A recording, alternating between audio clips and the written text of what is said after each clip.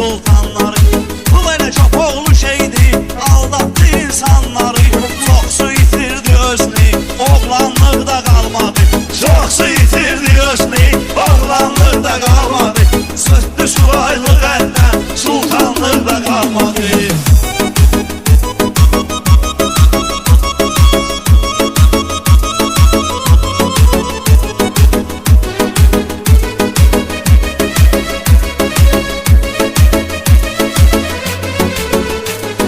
Bayram əmimdir mənim məclisin ağsaqqal.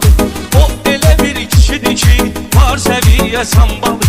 Ruslan səndə var idi, şamağının çiçeği balı. Heç olmasa bir qaşıq, dərmanlıq da qalmadı. Heç olmasa bir qaşıq, dərmanlıq da qalmadı.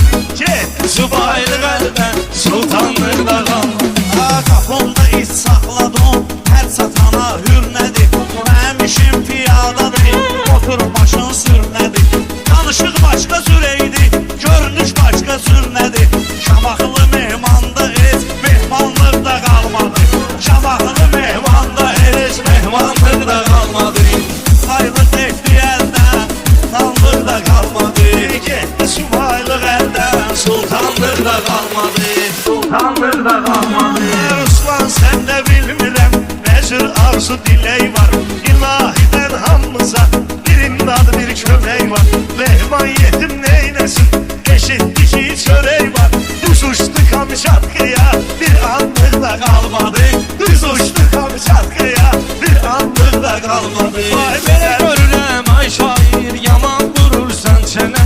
O gün kəndə gəlirdi, çatım zəy vurum sənə. O gün kəndə gəlirdim, çatım zəy vurum sənə. Çıxdı nənə o qabağıma, dedim nə olub ay nənə. Öyümüzü yandırdılar, odanlıq da qalmadı. Öyümüzü yandırdılar, odanlıq da qalmadı.